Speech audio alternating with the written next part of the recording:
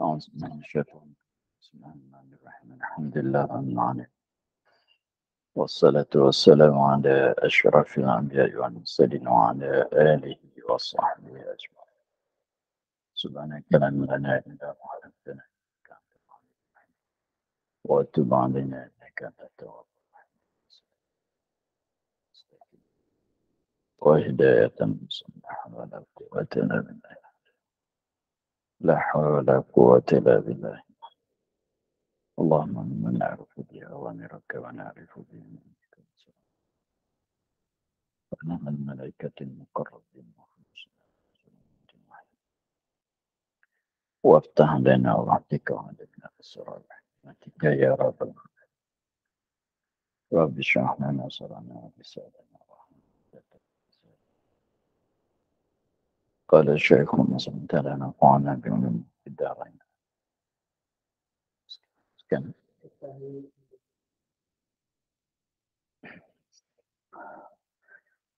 ketahui olehmu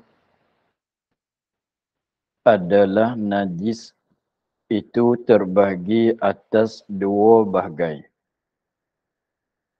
Ada kalanya ainiyah atau hukmiyah. Ketahui olehmu adalah najis itu. Adalah najis itu terbagi ke atas dua bagai. Mana terbagi kepada dua bagai. Najis ada dua bagai. Dua bagai itu mana dia? Satu ada kalanya ainiyah, satu. Atau hukmiyah. Ini yang kedua. Jadi najis itu terbagi kepada dua bagai. Najis ainiyah dan najis hukmiyah. Maka yang ainiyah itu barang yang dapat dengan pencenderaan akan ainnya dan sifatnya, yakni rasanya atau warnanya atau baunya.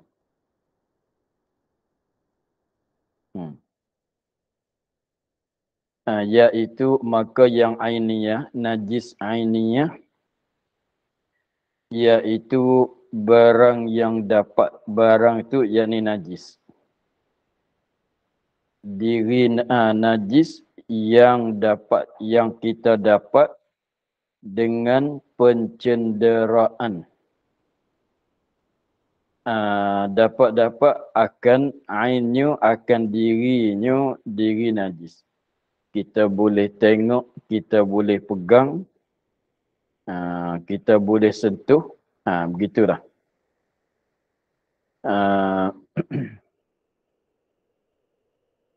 Diri dia dan sifatnya, sifat bagi sifat dia. Lepas tu sifat bagi najis yang diaktibar di sininya, yakni rasanya dan atau baunya atau warnanya atau baunya. Maka itulah dikatakan dipanggil najis ainiyah. Jadi ada benda, jadi benda lah, benda najis. Benda najis. Kalau kita nak pegang boleh, kita nak sentuh boleh. Diri dia, sifat dia tu kita boleh dapat dengan pencenderaan, boleh. Lepas tu sifat dianya, ada kalanya sifat dia tu ada tiga. Sifat bagi najis tu ada tiga. Rasa, bau dan warna. Sekiranya diri najis, boleh dapat akan diri najis dan sifat dia dengan perkara, dengan pencenderaan, maka najis tu dikatakan najis ainiyah. Maknanya benda tu najis, lepas tu diri dia tu ada. Diri dia tu ada. Lalu tu kita boleh tengok, kita boleh sentuh, boleh pegang. dan sifat dia tu ada. Rasaan dia ada, warna dia ada, bau dia tu ada. Tapi tiga-tiga ni tak mesti beri pun ke semualah. Setengah tu ain dia ada, warna ada, boleh jadi bau tu tak ada. Dan ada kalanya najasah hukmiyah. Benda najis yang dibahasa pada hukum. Jadi pada hukum tu najis. Tapi benda dah tak ada. Iaitu barang yang tiada dapat dengan dia, dengan barang yang mananya benda tu najis yang kita tak dapat dengan dia akan ainnya dan sifatnya. Tengok tak nampak. Letak kat lidah tak dapat rasa, hidung tak bau, tengok tak nampak warna. Tapi hukum najasah, hukum najis tu masih ada.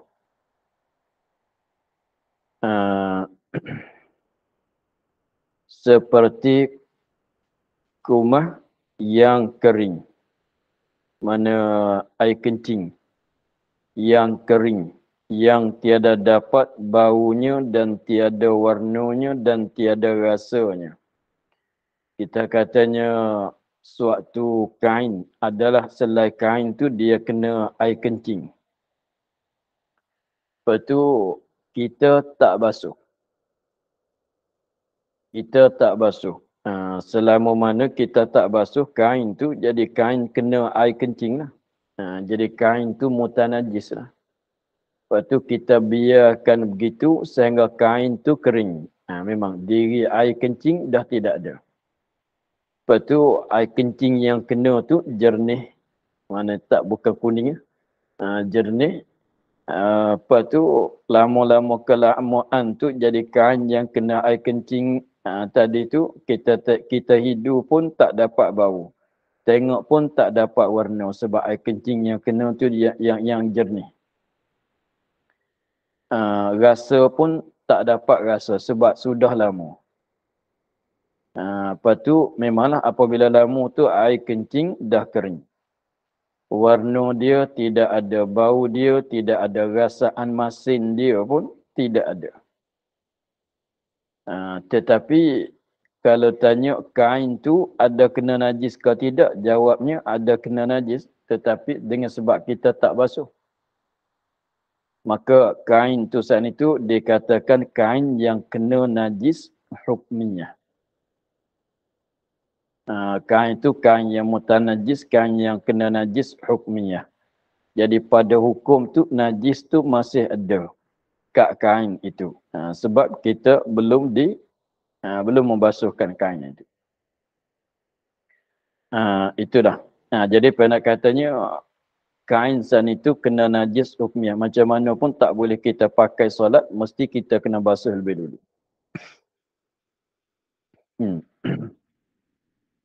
Kalau jenis nampak, kalau kena kencing basah nampak di kain, tu ain dia ada.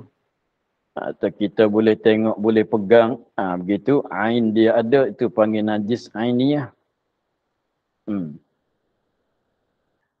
Habis. Dan adalah pada keduanya hukmiyah dan ainiyah. Dan adalah pada keduanya ainiyah dan hukmiyah. Ada kalanya daripada najis mughallazah. Ada kalanya kedua-dua tu daripada najis mughallazah, najis hukmiyah yang mughallazah, najis ainiyah yang mughallazah. Dan ada kalanya daripada mutawassitah, maknanya najis ainiyah yang mutawassitah, najis ainiyah yang najis hukmiyah yang mutawassitah. Dan ada kalanya daripada mukhaffafah. Dan ada kalanya daripada mukhaffafah, daripada najasah mukhaffafah, maknanya hukmiyah mukhaffafah, ainiyah mukhaffafah. Kalau gitu kira-kira ada berapa? 6. maka hasil daripadanya 6 bagai. Jadi kesemuanya kalau tilik kepada tafsilnya, ada 6 bagai najis. Tengok mana dia? Yani yang mughallazah itu ada kalanya ainiyah, ada kalanya hukmiyah. Seperti kena darah anjing, kena air liur anjing. Masalan, lepas tu hukmiyah tu kain kita kena air kencing anjing. Lepas tu dah kering, bau pun tak bau, warna dah tak ada, rasa pun dah tak ada. Jadi tapi kena air kencing anjing dah. Jadi mana hukmiyah ain itu mughallazah. Demikian lagi mutawassitah. Demikian juga. Mana mutawassitah pun begitu juga. Ada kalanya ainiyah, ada kalanya mutawassitah. Begitulah. Dan demikian lagi yang mukhaffafah. Demikian juga. Mana ada hukmiyah, ada mughallazah, ada hukmiyah, ada ainiyah. Jadi terbahagi kepada 6. Maka apabila kita dah tahu bahawa najis tu dengan secara tafsil ada 6 bagai, maka di sini pula kita nak tahu cara nak menyucikan najis daripada 3 bagai atau 6 bagai tadi. Najis mughallazah, cara mana kita nak menyucikan dia, sama ada ainiyah, sama ada hukmiyah. Najis mutawassitah, cara mana kita nak menyucikan dia, sama ada ainiyah dan hukmiyah. Mukhaffafah, cara mana kita nak sucikan dia. Katanya, maka yang kena najis yang mughallazah. Benda yang kena najis mughallazah itu. Nah, benda yang kena najis. Mana benda yang kena najis? Benda yang kena najis tu kita panggil mutanajis.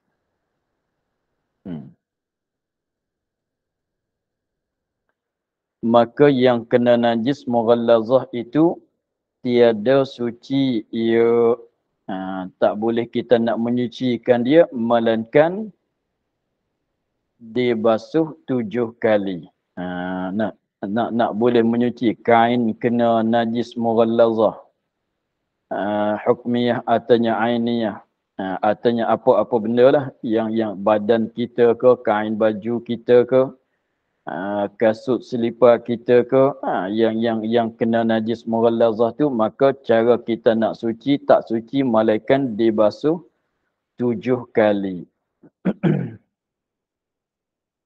Dibasuh 7 kali. Kena 7 kali basuh. Salah suatu daripada 7 dengan dicampur dengan tanah. Jadi maknanya salah satu, bukan jadi 8 lah. Maknanya 6 air kosong, 1 air dicampur dengan tanah. Bukan jadi 8. Maknanya 6 air kosong. Air kosong maknanya air tak campur dengan tanah. Lepas tu 6 laginya air biasa. Dah. Salah suatu daripada 7 kali itu dicampurkan dengan tanah. Jadi air yang dicampur dengan tanah. Tanah yang kita nak campur tu yang suci. Menyucikan. Jadi maknanya tanah tu sekiranya kalau kita nak tayamum dengan tanah tu boleh. Tanah tu tanah yang suci. Tanah yang kita nak campurkan dengan air tu tanah yang suci pada dirinya, lagi pulanya boleh menyucikan yang lain. Sekiranya kalau dia kering tu, boleh kita nak buat tayamum dengan dia. Cara kita menyucikan najis mughallazah, begitulah. Sama ada mughallazah yang ainiyah atau hukmiyah. Caranya begitu. Kalau najis mughallazah ainiyah pun begitulah. Hukmiyah pun begitulah. Ah, Dan jikalau daripada tempat gigit anjing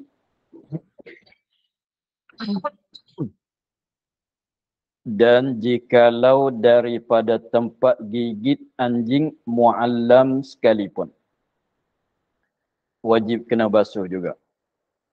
Dan jikalau tempat tempat gigit, tempat yang kena gigit dia anjing muallam, anjing yang diajarkan berburu.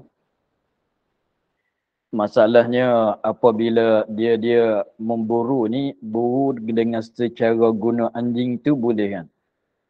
Kita apabila kita pergi ke dalam hutan, kita bawa anjing yang diajarkan. Anjing yang nak sah sini, anjing yang sudah diajarkan cara pandai memburu. Lepas tu apabila kita masuk dalam hutan, kita bawa anjing tu. Lepas tu apabila kita nampak kijang masalah, kita pun lepaskan anjing itu supaya kejarkan kijang. Lepas tu anjing dia kejar-kejarkan kijang tu, dia gigit kat leher masalah. Mati. Mati tu kira kata semilah kan. Maka bekas kena tempat yang kena gigit, kena taring anjing, tempat yang kena aliu tu wajib kena basuh 7 kali lah. Lepas tu tak mengapalah. Kalau tak tergamak nak makan, kita potong buang lah.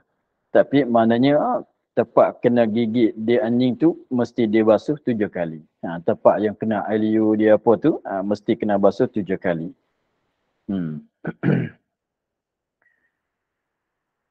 Kerana dalil dulu, kerana sabda Nabi SAW, tahuru ina'i ahadikum idza walagha fihi al-kalbu an yaghsilahu sab'a marratin ulahunna bit-turabi. Dan pada satu riwayat as-sabi'atu bit-turabi. Dan yang lain ihdahunna bil-batha'i.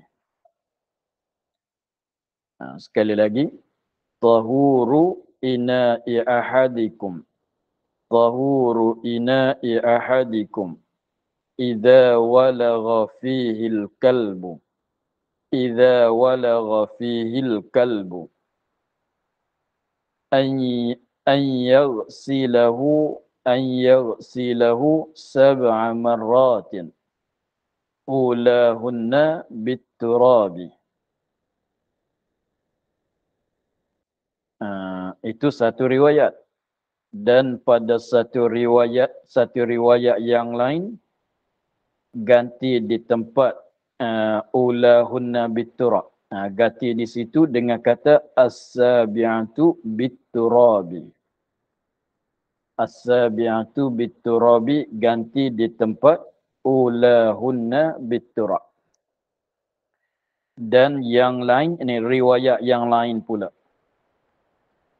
Dan yang lain, ini riwayat yang lain pula. Jadi hadis satu tapi berlainan riwayat. Sebuah hadis saja tapi berlainan riwayat. Ihdahunna bil batha'i. Ganti di tempat ulahunna biturab. Ganti di situ. Jadi maknanya di hujung tu ada berlainan riwayat. Tapi maksud tu sama. Maknanya suci akan bejana seorang kamu, bekas-bekas. Maknanya puyuk ke atau beldi ke masalah, tepayan ke, katalah bejana. Suci akan bejana seorang kamu apabila menjilat padanya anjing. Dalam bekas tu ada air, lepas tu dijilat oleh anjing, air tu kena air liur anjing. Apabila air tu kena air liur anjing, air tu jadi mutanajis. Air tu bersentuh dengan bekas dengan bejana tu, maka jadi bejana tu mutanajis. Sebab dijilat. Jilat tu memang kena air liur. Bahawa dibasuh akan dia 7 kali. Kena basuh 7 kali. Yang pertama, ini ulahunna biturab.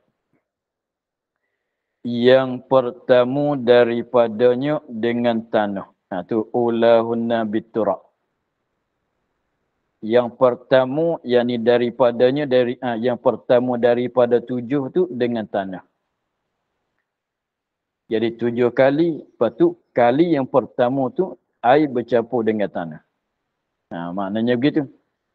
Maknanya kena basuh 7 kali, tetapi kali yang pertama tu dibasuh dengan air tanah.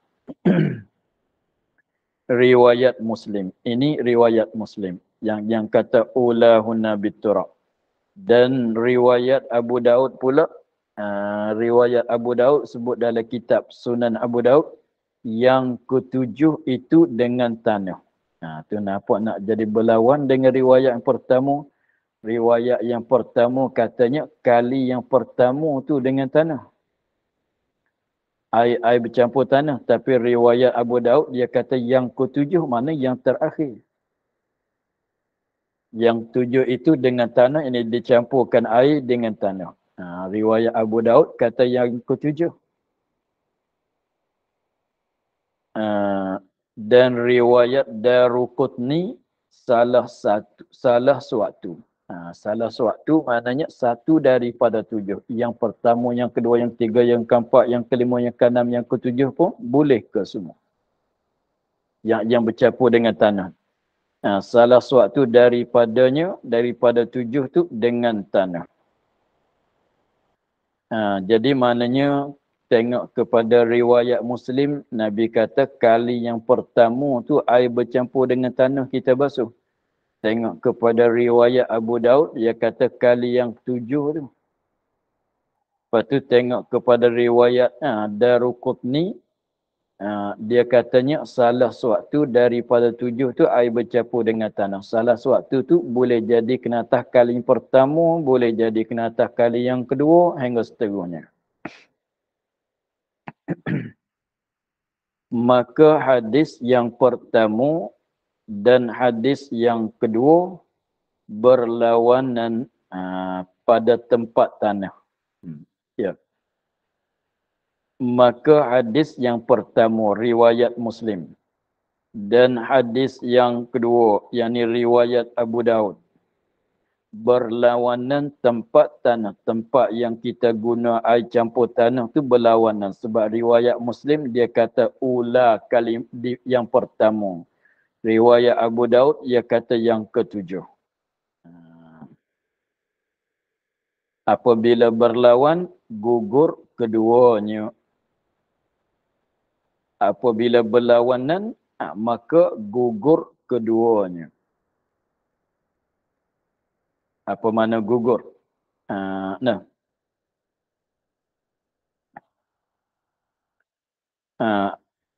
Maka gugur keduanya dua hadis. Maka gugur. Maka gugur keduanya. Idza ta'arada tasaqata.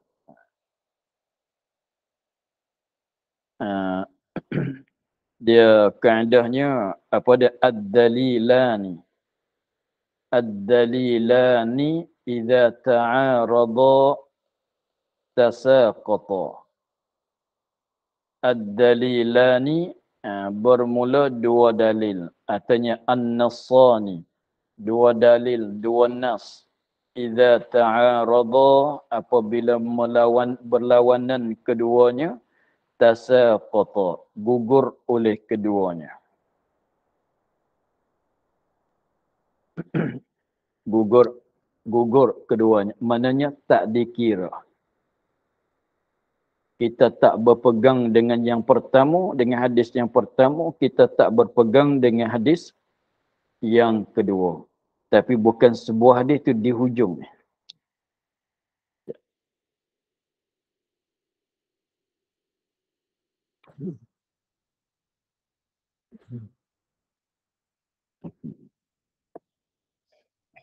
Jadi kaedah tadi dua dalil apabila jadi berlawanan maka dua dalil tu digugurkan kedua. Jadi maknanya memanglah katanya kena basuh 7 kali itu tak gugur.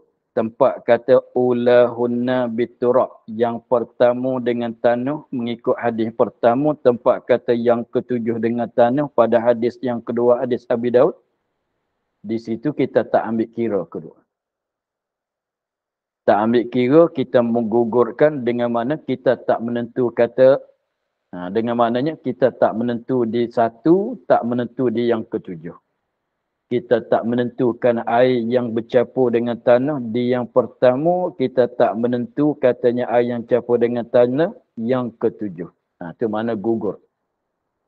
Jadi kita tak kata mesti di yang pertama air campur dengan tanah. Kita tak kata juga mesti yang ketujuh. Dengan maknanya kalau tak gugur, kalau kita ambil hadis yang pertama, kena yang pertama air dengan tanah. Dengan mana yang kedua, yang tiga, yang keempat, yang kelima, yang keenam, yang ketujuh tidak sah. Kalau kita ikut betul-betul hadis yang pertama, dia kata ulahunna biturab. Yang pertama daripada 7 tu dengan tanah.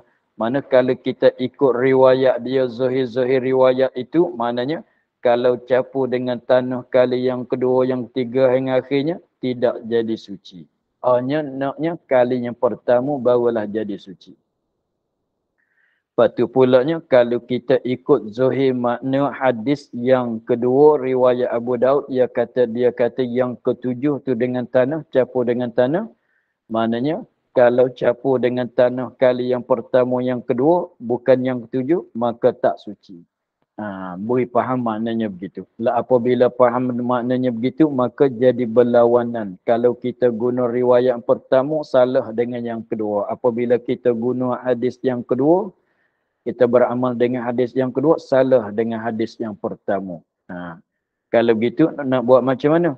Kalau begitu, tiba kali yang pertama, kita tak kira.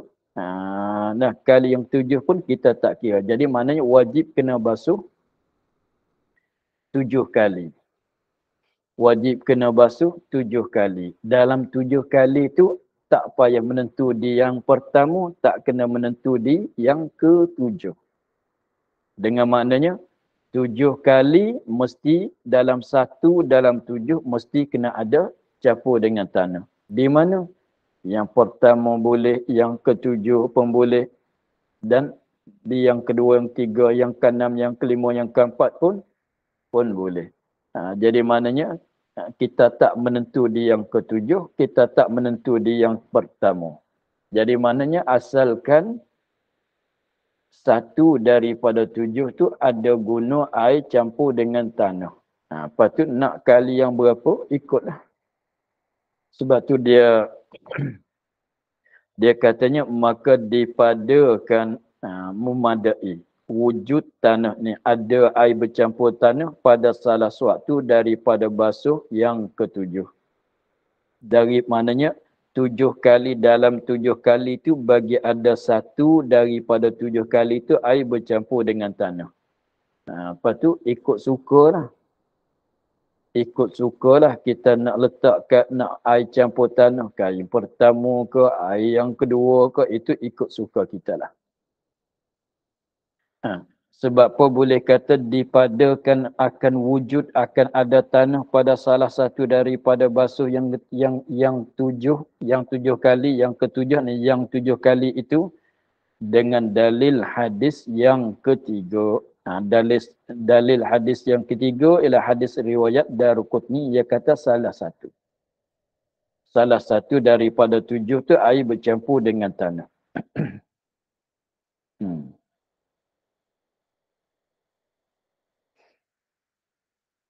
Maka jadilah hasilnya manakala ditaruh tanah, diletak tanah suatu daripada basuhnya memadalah.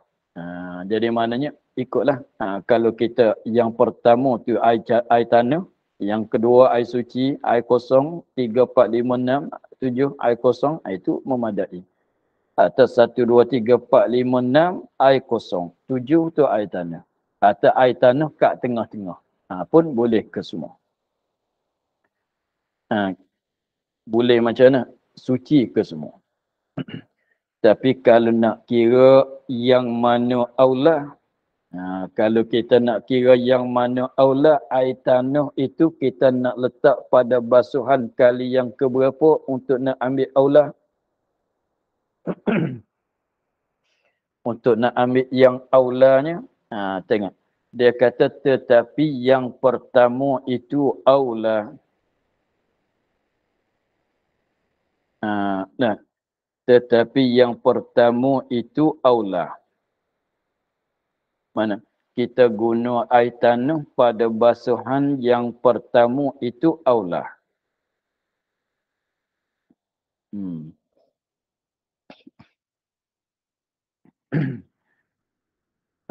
Nah, jadi kita kiranya begini. Jadi riwayat yang pertama kata riwayat Muslim, Nabi katanya mengikut riwayat Muslim dia kata kali yang pertama tu dengan tanah, maknanya ditanggung kata itu nak cerita yang aula. Nak cerita yang aula, tapi tak jadi syarat. Tidak kali yang pertama pun tak mengapa, tapi aula kali yang pertama. Adapun riwayat Abu Daud, riwayat yang kedua, yang ketiga itu nak menyatakan yang harus. Nak menyatakan katanya boleh semua, tak nanti yang pertama, yang akhir pun boleh, di tengah-tengah pun boleh. Begitu. Tapi kalau nak ambil yang aula, supaya terpelihara air, supaya terpelihara air supaya terpelihara barangkali, supaya terpelihara barangkali terpercik satu daripada kakinya akan tempat yang lain yang tiada berkandak kepada tanah.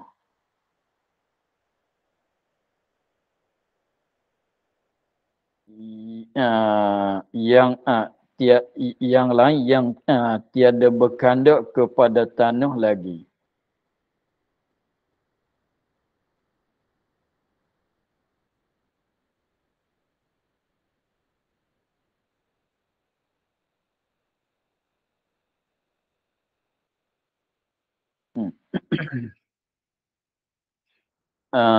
Tengok, dia katanya supaya terpelihara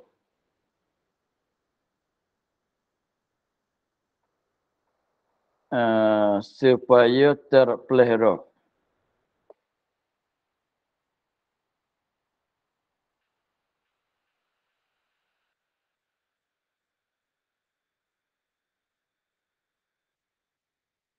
Ya.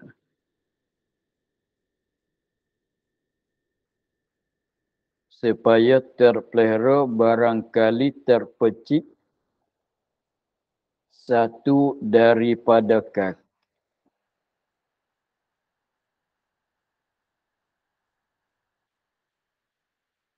Bukan tu. Ada salah. Satu bukan kaki tu. Supaya terpelihara barangkali terpecik satu daripada kalinya. Kakinya akan tempat yang lain. Tiada berkandak kepada tanah lagi.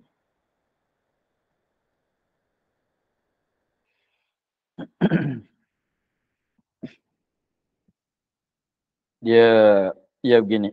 Kalaulah kita letak kali yang ketujuh.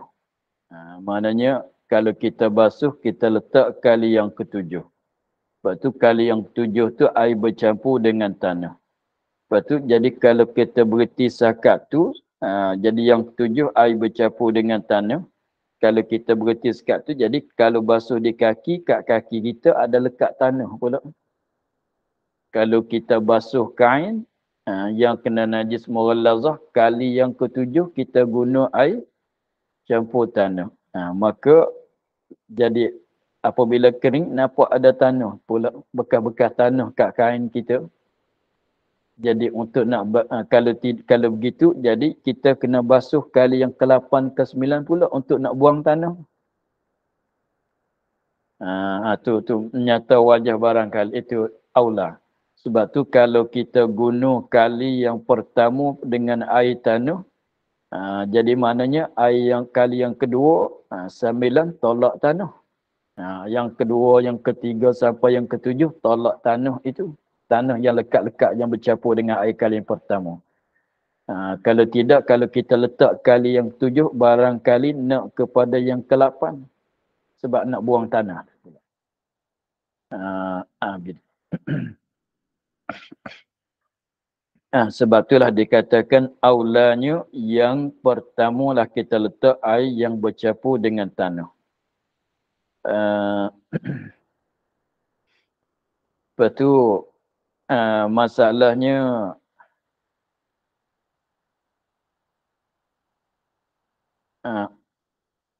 air yang keruh.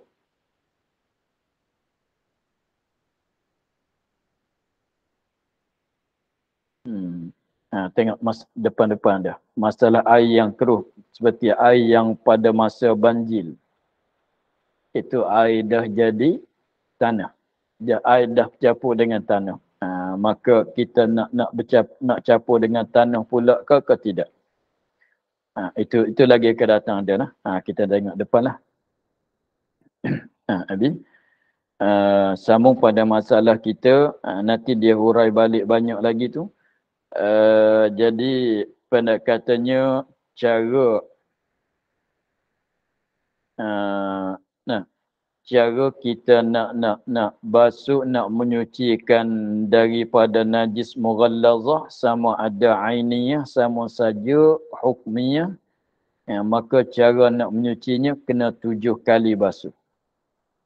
Kena 7 kali basuh. Apa tu salah satu daripadanya mesti kena guna air yang dicampur dengan tanah.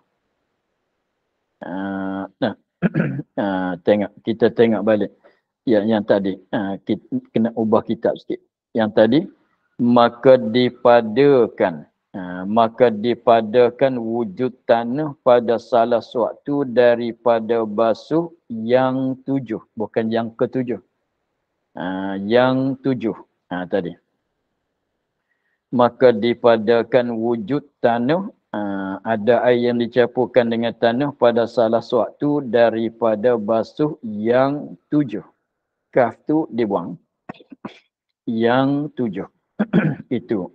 Dengan dalil hadis yang ketiga. Maka jadilah hasilnya, manakala ditaruh tanah sewaktu daripada basuhnya, memadalah. Tetapi pada yang pertama, ini ditaruh tanah pada basuhan kali yang pertama tu aula. Supaya terpelihara, terpelihara selamat,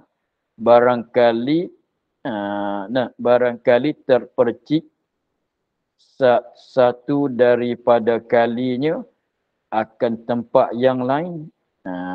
Air tanah tu ada percik kena di tempat lain. Yang tempat lain tu yang tak berkandak kepada tanah. Jadi mana kita kena basuh pula. Begitulah. Habis. Kemudian katanya, ini hadis tadi. Ini hadis tadi. Nas pada najis anjing. Jadi hadis tadi khizid tak sebut kan. Sebab hadis tadi tahuru ina'i ahadikum idza walagha fihi al-kalbu, anjing saja. Tapi maknanya kalau orang tanya hadis cerita pasal anjing saja kena basuh 7 kali. Nabi tak ada sebut pun khinzir. Nabi tak ada sebut pun khinzir. Nabi sebut anjing saja dalam hadis. Tapi dalam kitab fiqh kata anjing dan khinzir itu sama. Sebab tu dia katanya yang sabit di dalam nas tu ialah anjing, najis anjing dan pada babi dan anak daripada keduanya, anjing atau babi atau salah suatu daripada kedua dengan binatang yang lain, dikias dengan anjing. Itu dikias. Jadi maknanya kena basuh 7 kali sebab kias. Maksudnya begini. Apabila kena najis anjing, apabila kain masalan kena najis anjing, wajib kena basuh 7 kali kan. Wajib kena basuh 7 kali, salah satu tu air tanah. Mana dalil? Mana dalil? Katanya apabila kena najis anjing, kena basuh 7 kali, salah satu air tanah. Hadis yang tersebut tadi. Gitu. Sebab dinaskan di dalam hadis. Itu masalah anjing. Tetapi kalau kena aliu babi masalah, aliu khinzir, wajib ke tidak kena basuh 7 kali salah satu dengan tanah? Wajib juga. Wajib juga. Kena basuh 7 kali juga. Tapi mana dalil? Kalau orang tanya. Mana dalil? Nak jawab kata hadis tadi. Tak boleh jawab kata hadis tadi sebab hadis tadi sebut pasal anjing saja. Mana dalil kata kalau kena aliu anjing, kalau kena aliu babi masalah, kena air kencing dia, kena darah dia, kena basuh 7 kali juga dengan tanah, salah satu dengan tanah. Jawabnya dalilnya dikias. Bukan hadis tadi. Jawapan dalilnya ialah kias di atas anjing. Mana dikira sama dengan anjing. Faham gitu? Itu maksudnya begitu. Jadi maknanya, jadi berlainan dalil walaupun hukum sama tu. Jadi kalau kena najis anjing, wajib kena basuh 7 kali itu, mana dalil? Hadis yang tersebut. Tahuru ina'i ahadikum. Lepas tu kalau kena najis babi dan peranakan-peranakan, wajib hukumnya, wajib kena basuh 7 kali, salah satu dengan air tanah. Mana dalil? Kias. Dalilnya kias. Kias di atas, kias dengan najis anjing. Bukan bersabit dengan, bukan dalilnya hadis tu bukan. Dia dalam hukum ni ada kala dalil tu ayat Quran, ada kala dalil tu hadis, ada kalanya dalil tu kias, ada kalanya dalil tu ijma'. Gitu. Lepas tu tak mengapalah. Jadi masalah anjing dalilnya nas hadis. Masalah khinzir babi nas dalilnya kias. Semuanya boleh, semua itu boleh diberdalilkan. Sebab dalil-dalil bagi dalam bab fiqh yang diijma' ulamanya ada 4. Quran, hadis, ijma', qiyas. Quran, hadis, ijma', qiyas. Maka di sini dalil yang menunjuk kata wajib kena basuh 7 kali pada najis anjing, dalil hadis. Dalilnya ialah hadis Nabi tahuru, dalilnya ialah hadis tahuru ina'i ahadikum. Kalau kena najis khinzir, kena basuh 7 kali juga. Dalil dia bukan hadis tadi. Dalil dia ialah kias di atas anjing, yang mana anjing itu, najis anjing itu ada sebut di dalam hadis tahuru ina'i. Maknanya begitu. Tu mana katanya dan pada babi dan anak daripada keduanya atau salah suatu daripada keduanya dengan binatang yang lain. Pada babi tu dikias dengan anjing, dengan najis anjing. Faham gitu? Abi. Dalil-dalil ianya itu kias. Lepas tu pula. Dan demikian lagi. Jadi seperti pada babi. Nah. Dan demikian lagi seperti pada babi. Dikias pula dengan air liur yang hasil daripada jilatnya jilat anjing, barang yang seperti benda-benda lain yang seperti kumahnya, air kencing dan peluh anjing dan barang sebagainya, darah dia, isi dia, daging dia. Begitulah. Jadi begini. Dalam hadis tadi dia kata tahuru ina'i ahadikum idza walagha fihi al-kalbu. Apabila menjilat. Jadi air dalam beldi, artinya katalah air dalam beldi dijilat oleh anjing. Apabila anjing jilat tu kat lidah dia ada air liur. Jilat dengan lidah, kat lidah tu memang adalah air liur dia. Maka air liur tu bercampur dengan air dalam beldi. Maka menajiskan beldi itu pula. Lepas tu dalam hadis yang sharah, yang dinas dalam hadis tu pasal air liur saja. Jadi kalau mengikut zahir hadis tu, kalau betul-betul hadis, jadi kalau kena air kencing anjing, masuk dalam makna hadis, tak wajib basuh. Kalau kira zahir-zahir. Tapi sebab dalam hadis tu kira pasal air liur saja. Jadi mana wajib kalau air liur sabit dengan hadis. Tapi kalau kena air kencing, kalau kena peluh, wajib kena basuh 7 kali juga. Tapi atas jalan kias dengan air liur yang sebut dalam hadis. Jadi masalah kena air liur, nas di dalam hadis. Tapi masalah kena peluh, kena kencing, itu amalan kias. Dalilnya kias di atas air liur. Ni begitu. Sebab peluh tak disebut dalam hadis. Air kencing tak disebut dalam hadis. Katalah darah-darah dia pun tak disebut dalam hadis. Itu bersabit dengan kias. Apabila air liur anjing, air liur khinzir pun sama.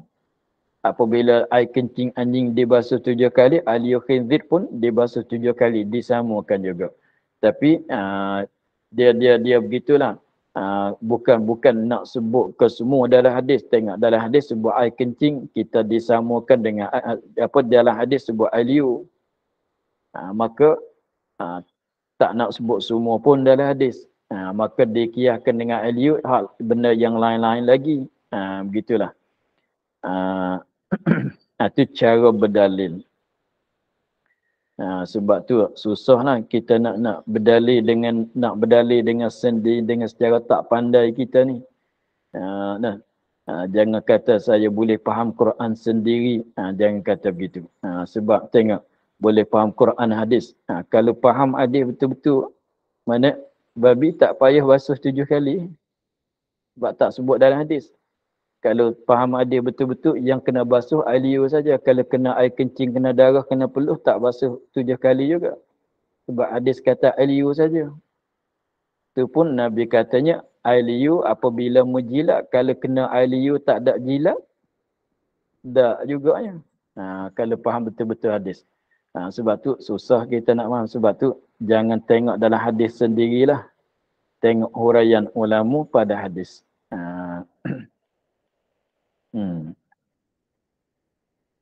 Habis. Dan memadalah daripada tanah barang yang mengeruhkan air. Ni kembali pada tadi, katanya nak basuh kena 1 daripada 7 air tanah. Lepas tu sakat mana kena masukkan tanah dalam air itu.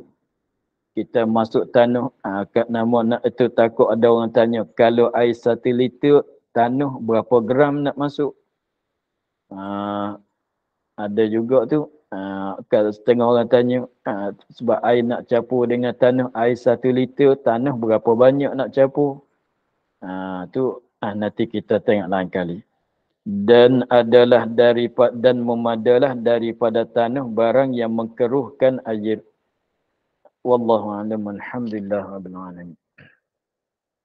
أعوذ بالله من الشيطان الرجيم بسم الله الرحمن الرحيم الحمد لله رب العالمين والصلاة والسلام على أشرف الأنبياء والمرسلين وعلى آله وصحبه أجمعين اللهم افتح علينا فتوح العارفين ونور قلوبنا من نورك الكريم واجعل عملنا خالصة لوجهك الكريم اللهم إنا نستودعك كما قرأناه وما حفظناه ونسألنا فرضا علينا وافتح يدنا سبحان ربك رب العزة عما يصفون والسلام على المرسلين والحمد لله رب العالمين.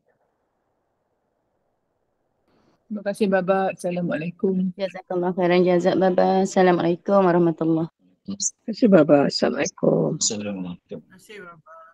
Terima kasih Baba. Terima kasih Baba. Assalamualaikum. Terima kasih Baba.